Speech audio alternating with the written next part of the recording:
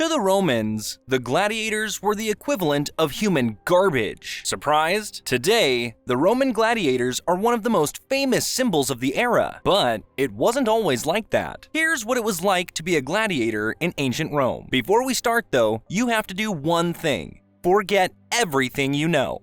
The gladiators were completely different from what we think. When people usually imagine gladiators, they think of shining armor in the sun, a fight to the death, and crowds cheering. None of that is true, most of the time at least. For one thing, being a gladiator wasn't exactly the most respected profession. They were criminals or slaves turned into stage clowns, meant to put on a show for the entertainment of those watching them. They were way down on the social pecking order. People usually didn't enter this field unless they had a death wish. Some did sign up willingly for their 5 minutes of fame, but these people were very small in number, at least at first, because they'd be lucky if they made it out alive.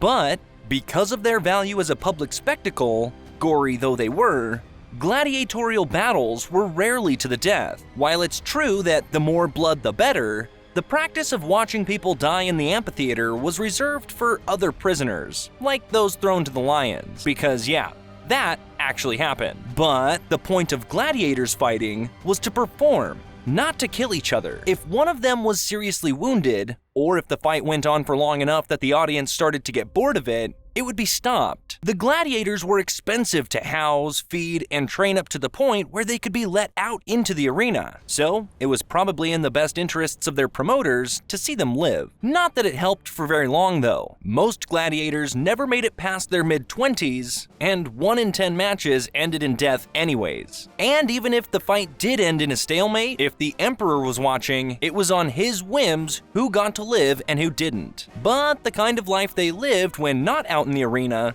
might have made early death a blessing anyways. Everyday life. The buildings where the gladiators were kept were not much different than prisons. The warriors fought only a few times a year, but when they were not facing bloodshed, they would be kept in shackles all day long. The fortress had only one gate leading out, and the cells where they were kept were only 3 square meters big and had to be shared between 2 people. They ate a diet high in carbs and low in animal proteins. Most of the time, they just ate barley and beans. This mostly vegetarian diet was used to build a layer of fat around the midsection for extra padding against sharp weapons. Because why waste money on armor when you could just fatten them up, right? They were not allowed to ever speak at mealtimes, and the schedule was grueling. Every day, for hours, they practiced with wooden swords weighted to be twice as heavy as real metal ones. Muscles were built to the point that bones were deformed. By all accounts, it was inhumane. This was how the Romans decided to punish their enemies and their criminals. Gladiators were the absolute property of the lanista, their coach, who could treat them as he pleased. Free men who joined the ranks also had to accept whatever command they gave. But all of this came with a bright side. Survive for about 5 years and they'd be set free. No strings attached. And while that was going on, they had 3 square meals a day and a level of protection. Not just that, but they were also allowed to keep any winnings they earned from a fight. Depending on the crime, this might not be the worst deal in the world. Some of them even ended up being sex symbols and celebrities in the lower classes of Roman society, with dolls carved out to look like specific gladiators being sold. People even bought perfumes made out of their sweat.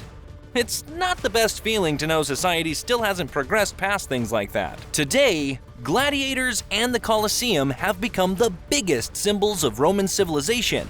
So it's surprising to know that back then, they were considered social pariahs and lived such difficult lives. Makes you wonder what we'll be remembered for, doesn't it? Would you have chosen the life of a gladiator if you had the chance? Let us know in the comments. And if you liked this video, make sure to like and subscribe. That's all, folks.